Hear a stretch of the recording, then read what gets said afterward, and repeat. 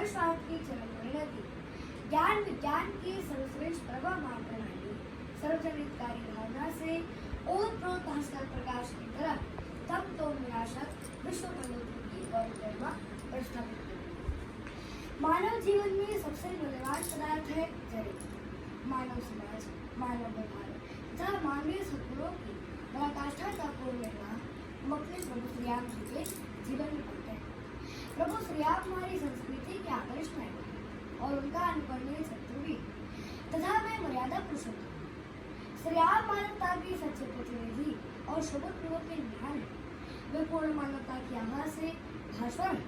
वे नरता के सरल विभूषण है, अनुशासित और आज्ञा पालक आदर्श पुत्र है, आदर्शपति और स्नेहमणि आदर्श है। जब लंका के युद्ध भूमि में मेघनाथ भैया लक्ष्मण को शक्तिवान से मूर्छित कर देता है, तब भगवान श्री राम अपने भाई को गोद में लेकर प्रलाप करने लगते हैं और वह कहते हैं कि देशे देशे गलत्राणि, देशे देशे च माधवा, सन्तु देशेन पश्यामि यत्र भ्राता सहोदरः। अर्थात हे लक्ष्मण, वह अनेक देश है जहाँ हमें भाई, बंधु, माता, पिता, स्त्री सभी दिखाई पड़ते हैं, परंतु वो देश मुझे कहीं नहीं दिखाई पड़ता जहाँ की अपना यत्र भ्राता सहोदर है, जहाँ की अपना सहोदर है। वे एक आदर्श मित्र, आदर्श प्रजा पालक राजा और आदर्श धर्मात्मा भी। श्री राम की शारीरिक विस्मा, सौंदर्य तथा आंतरिक दोनों ही अपने आप में अपूर्ण है। उनके विषय में वाल्मीकि मुनि का एक कथन है कि विष्णुराम सदृशे विरजे शोभवत प्रिय दर्शन, कालाग्नि सदृशे क्रोधे क्षमया पृथ्वी सम। अर्थात वे विष्णु के समान बलवान है। उनका लावण्युक्त तेजस्वी स्वरूप द्रष्टव्य है।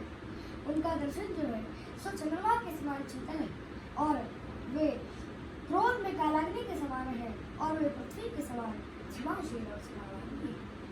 महाकवि जयदेव ने अपने प्रसंगात्मक नाटक में श्री राम के प्रति यह प्रश्न उठाया है कि कथम पुनर्मे कवय सर्वे रामचंद्र में वर्णन, अर्थात सभी कवि श्री रामचंद्र जी का वर्णन क्यों करते हैं? और इसका उत्तर स्वयं देता है कि नायक कवि नो दोष है, इसमें कवि का दोष नहीं। फिर किसका दोष है भाई?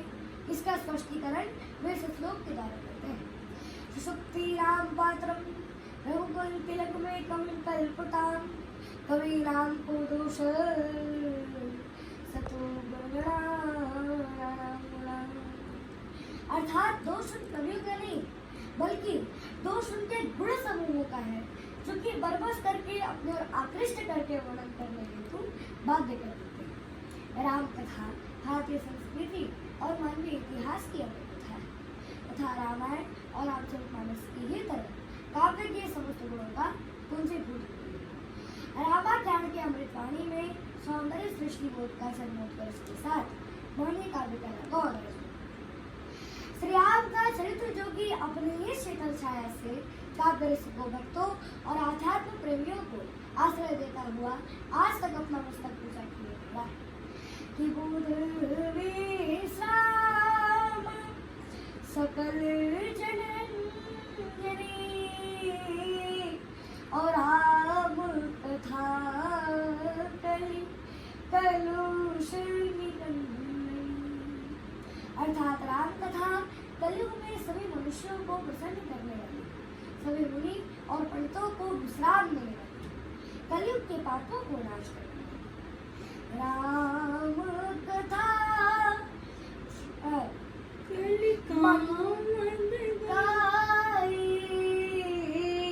और सुजन सजीवनी मूरी सुहाई। अर्थात राम कथा कलयुग में कामधेनु गाय की तरह है और सज्जनों के लिए सुंदर संगीत रहेगी। मंत्र मुनि विषय व्याल के अमेट कठिन कुंक भाल के। अर्थात हमारे राम कथा में वह अलौकिक शक्ति है क्योंकि वह मनुष्य के ललाट पर लिखे हुए अंक को भूलता है।